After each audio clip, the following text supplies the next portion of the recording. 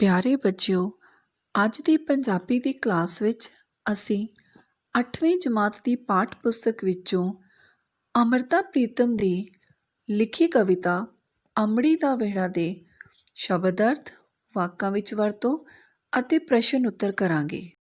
ਪ੍ਰਸ਼ਨ 1, ਔਖੇ ਸ਼ਬਦਾਂ ਦੇ ਅਰਥ। ਗੋਹੜਾ, ਪਿੰਜੀ ਹੋਈ ਰੂੰ ਦਾ ਗੋਲਾ ਜਿਸ ਤੋਂ ਪੂਣੀਆਂ ਬਣਾਈਆਂ ਜਾਂਦੀਆਂ ਹਨ।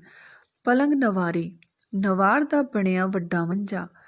ਅਲਾਣੀ, ਬਿਨਾਂ ਬਿਸਤਰੇ ਤੋਂ। ਸਈਆਂ, ਸਖੀਆਂ ਸਹੇਲੀਆਂ। ਲੋਹੜੇ ਦੀ, ਕਹਿਰ ਦੀ। ਖੇੜਾ, ਆਨੰਦ। ਚੌਗਿਰਦੇ, ਆਲੇ ਦੁਆਲੇ। ਭੌਣਾ, ਘੁੰਮਣਾ। ਸੰਝ, ਸ਼ਾਮ। ਖੋਇਆ, ਗੁਆਚਿਆ। ਪ੍ਰਸ਼ਨ 2, ਵਾਕਾਂ ਵਿੱਚ ਵਰਤੋਂ। ਬਾਦਸ਼ਾਹੀ, ਹਕੂਮਤ। ਕੁੜੀਆਂ ਬਾਬਲ ਦੇ ਘਰ ਬਾਦਸ਼ਾਹੀ ਵਾਲਾ ਜੀਵਨ ਜਿਉਂਦੀਆਂ ਹਨ। ਬਾਬਲ, ਬਾਪ। ਬੱਚਿਆਂ ਦੀ ਖੁਸ਼ੀ ਲਈ ਬਾਬਲ ਦਿਨ ਰਾਤ ਕੰਮ ਕਰਦਾ ਹੈ। ਅਣਮੁੱਲੀ, ਬਹੁਮੁੱਲੀ। ਪੰਜਾਬ ਦੀ ਸ਼ਾਨ ਅਣਮੁੱਲੀ ਹੈ।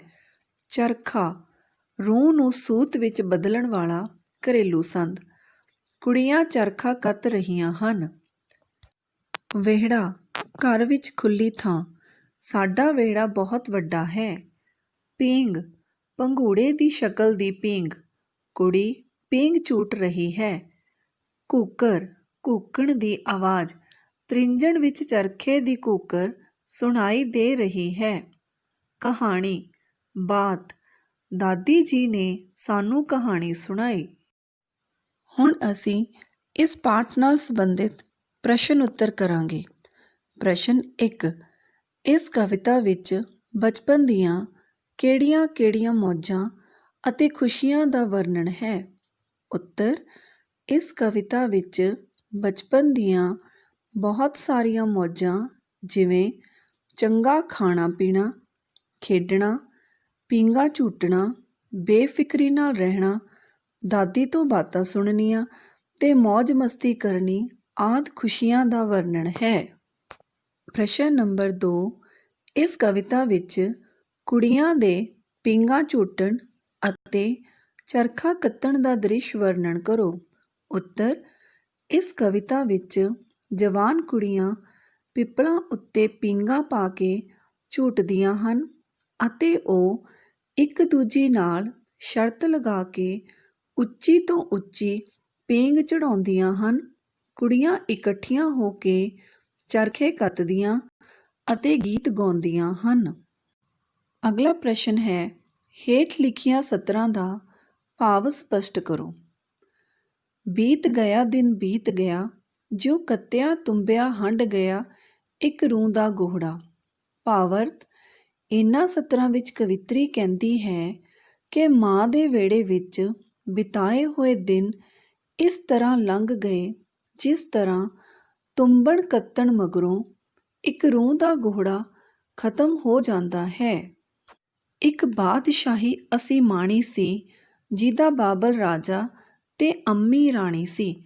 ਭਾਵ-ਅਰਥ, ਇਹਨਾਂ ਸਤਰਾਂ ਵਿੱਚ ਕਵਿੱਤਰੀ ਆਪਣੇ ਪਿਤਾ ਦੇ ਘਰ ਨੂੰ ਰਾਜੇ ਦਾ ਘਰ ਸਮਝਦੀ ਹੋਈ ਕਹਿੰਦੀ ਹੈ ਕਿ ਆਪਣੇ ਮਾਂ-ਬਾਪ ਦੇ ਘਰ ਵਿੱਚ ਉਸਨੇ ਬਹੁਤ ਹੀ ਵਧੀਆ ਜੀਵਨ ਗੁਜ਼ਾਰਿਆ ਜਿਸ ਵਿੱਚ ਉਸਦਾ ਪਿਤਾ ਰਾਜਾ ਤੇ ਮਾਂ ਰਾਣੀ ਦੇ ਸਮਾਨ ਸੀ। ਕਦੇ ਮੈਂ ਉਸ ਵਿਹੜੇ ਵਸਦੀ ਸਾਂ, ਅੱਜ ਮੇਰੇ ਸੀਨੇ ਵਸਦਾ ਨੀ ਅੰਮੜੀ ਦਾ ਵਿਹੜਾ। ਭਾਵ-ਅਰਥ, ਇਹਨਾਂ ਸਤਰਾਂ ਤੋਂ ਭਾਵ ਹੈ ਕਿ ਕਵਿੱਤਰੀ ਇਹ ਮਹਿਸੂਸ ਕਰਦੀ ਹੈ ਕਿ ਕਦੇ ਉਹ ਆਪਣੀ ਮਾਂ ਦੇ ਵਿਹੜੇ ਵਿੱਚ ਰਹਿੰਦੀ ਸੀ, ਪਰ ਹੁਣ ਮਾਂ ਦਾ ਉਹੀ ਵਿਹੜਾ ਉਸਦੇ ਹਿਰਦੇ ਅੰਦਰ ਇੱਕ ਯਾਦ ਬਣ ਕੇ ਰਹਿ ਗਿਆ ਹੈ। ਕਦੇ ਸਾਨੂੰ ਕਹਾਣੀਆਂ ਪਾਂਦਾ ਸੀ, ਅੱਜ ਆਪ ਕਹਾਣੀ ਹੋਇਆ ਨੀ ਅੰਮੜੀ ਦਾ ਵਿਹੜਾ।